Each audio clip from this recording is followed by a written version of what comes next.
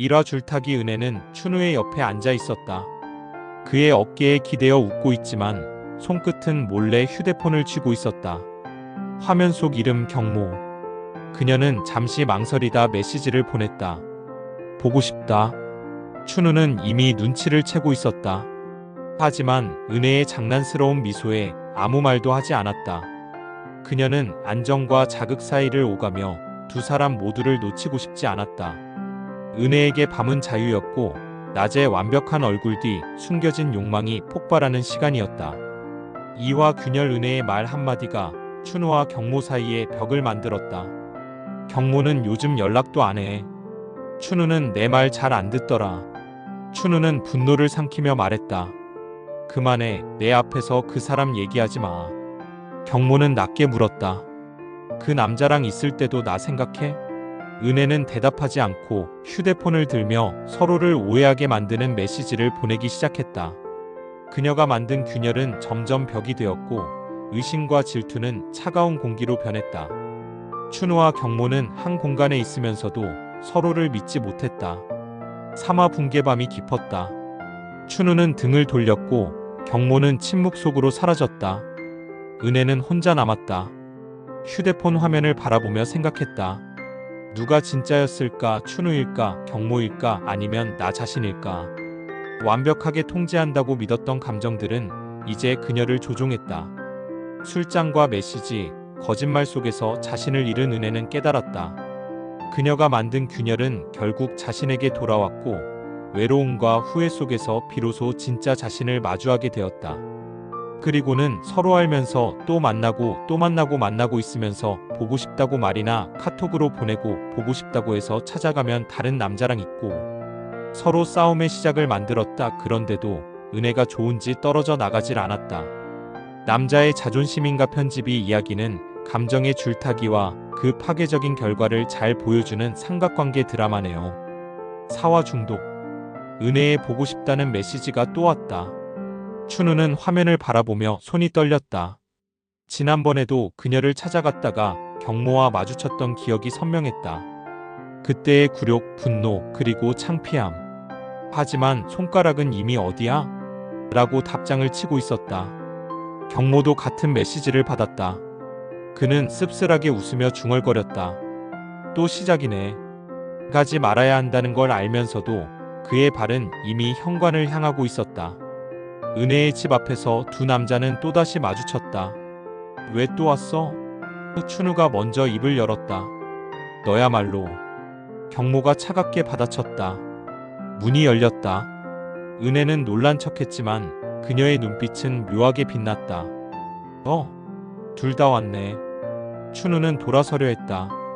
경모도 발걸음을 멈췄다. 하지만 은혜가 말했다. 가지마. 오늘은 솔직하게 얘기하자. 셋이서. 그 순간 두 남자는 깨달았다. 이건 자존심의 문제가 아니었다. 그들은 이미 은혜라는 사람에게 중독되어 있었고 그녀가 만든 게임의 플레이어였다. 떠나야 한다는 걸 알면서도 떠나지 못하는 이유, 그건 사랑이 아니라 자신을 증명하고 싶은 집착이었다. 은혜는 미소 지으며 두 사람을 집 안으로 들였다. 밤은 길었고 진실은 더 복잡해졌다. 아니면 결말까지 완성해드릴까요? 제시도별 은혜는 하루를 안 빠지고 술을 마셔댔다. 그래서 뭔 짓을 하고 있는지 모른다. 지인이 전화해도 전화 받은 춘우는 전화기를 편집사와 술과 진실. 은혜는 하루도 빠짐없이 술을 마셨다. 소주병이 텅 비어갈 때쯤이면 그녀는 자신이 무슨 짓을 하고 있는지 몰랐다. 메시지를 누구에게 보냈는지, 무슨 말을 했는지, 누구를 불렀는지조차 기억나지 않았다. 그날 밤도 마찬가지였다. 은혜의 휴대폰이 울렸다. 지인의 전화였다. 하지만 은혜는 소파에 비스듬히 누워 초점 없는 눈으로 천장만 바라보고 있었다. 춘우가 전화를 받았다. 여보세요? 춘우 오빠. 은혜는요? 춘우는 쓴웃음을 지으며 소파에 쓰러진 은혜를 바라봤다. 입가엔 술 냄새가 진동했고 머리카락은 흐트러져 있었다. 지금 못 받아요. 제가 전해드릴게요. 전화를 끊자마자 은혜의 휴대폰에서 또 다른 전화가 울렸다. 경모였다. 춘우는 멈칫했다. 화면 속 이름을 보며 손이 떨렸다. 받을까 말까. 아니, 왜 내가 받아줘야 하지? 하지만 분노보다 먼저 올라온 건 한숨이었다. 그는 전화를 받지 않고 휴대폰을 탁자에 내려놨다. 그리고 은혜의 어깨를 흔들었다. 은혜야, 일어나. 이러지 마. 은혜는 눈을 반쯤 뜬 채 중얼거렸다. 춘우야? 아니, 경모야? 춘우의 얼굴이 굳었다. 나야, 춘우. 아, 미안. 헷갈렸어. 은혜는 다시 눈을 감았다. 춘우는 그녀의 얼굴을 보며 깨달았다. 이 여자는 지금 자기 자신조차 모르고 있다. 술 속에서, 거짓말 속에서, 두 남자 사이에서 그녀는 이미 자신을 잃었다. 춘우는 조용히 일어나 문을 향해 걸었다. 이번엔 진짜 떠나야 할 때였다. 하지만 손이 문손잡이에 닿는 순간 은혜의 목소리가 들렸다. 가지마. 춘우는 멈췄다. 돌아보지 않았다. 나 혼자 있기 싫어. 그 목소리는 약했고 진짜였다. 춘우는 천천히 고개를 돌렸다. 은혜는 여전히 눈을 감은 채였지만 눈가에 눈물이 흐르고 있었다. 계속 이어서 써드릴까요? 지인한테도 마찬가지였다. 춘우랑 있으면서 문자나 톡, 전화해달라고 해서 하면 춘우가 받아서 전화하지 말라며 대인 관계까지 멀어지게 했다. 편집사와 고립. 은혜의 지인들은 하나둘씩 떨어져 나갔다. 요즘 은혜 왜 그래? 연락도 안 받고 받아도 이상한 남자가 받던데? 전화하지 말래. 무슨 일 있는 거 아냐? 하지만 아무도 더 이상 연락하지 않았다. 귀찮아졌고 지쳤고 포기했다.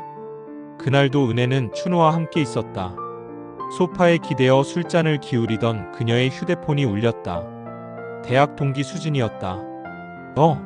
수진이네. 은혜가 전화를 받으려는 순간 춘우가 먼저 휴대폰을 낚아챘다. 여보세요? 누구세요? 은혜 바꿔주세요. 춘우의 목소리는 차가웠다. 은혜 지금 바쁘니까 전화하지 마세요. 예, 잠깐만요. 저 친구인데. 친구면 나중에 하세요. 지금 방해하지 말고. 뚝. 전화가 끊겼다. 수지는 휴대폰을 멍하니 바라봤다. 뭐야, 저 남자? 은혜는 흐릿한 눈으로 춘우를 바라봤다.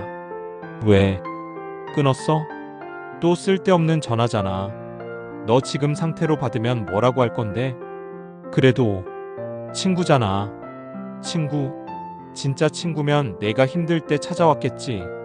춘우는 은혜의 휴대폰을 자기 주머니에 넣었다. 오늘은 내가 관리해 줄게.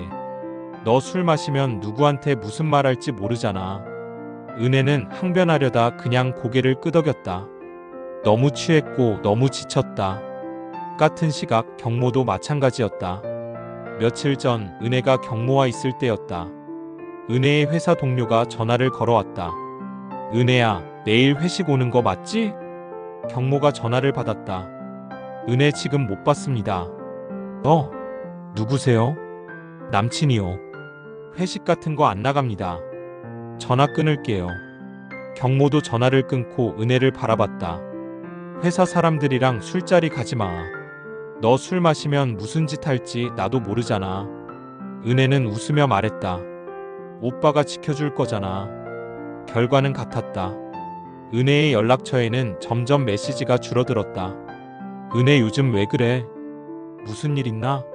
연락 좀 해봐. 더 이상 연락 안 할게. 힘들면 연락해. 그리고 어느 순간 아무도 연락하지 않았다. 은혜의 세상은 춘우와 경모 단 두 사람만 남았다. 그녀는 그 사실을 깨닫지 못했다. 아니, 깨닫고 싶지 않았다. 술잔을 기울이며 중얼거렸다. 괜찮아. 난 혼자가 아니야. 하지만 그녀의 눈가는 이미 젖어 있었다. 오하예고 감옥. 은혜는 자유롭다고 믿었다. 하지만 그녀가 만든 관계는 이미 감옥이 되어 있었다. 춘우와 경모는 그녀를 지킨다는 명목으로 가뒀고 은혜는 스스로를 가두며 외로움 속으로 빠져들고 있었다. 그들은 전화가 오면 왜 전화하라고 했냐며 싸우곤 했다. 그렇게 싸우고 헤어지면 경모를 또 만나고 그 사람도 그런 은혜가 좋았나 보다. 이 결말이 어디로 갈지 언제쯤 가증스런 두 얼굴이 변할까? 술은 언제나 문제를 일으켰다. 은혜는 술이 없으면 살 수 없는 알코올 중독자였다. 춘우랑 경모도 알코올이 문제였다. 그러니 서로 삼각관계를 유지하며 돌아가면서 만나고 있다.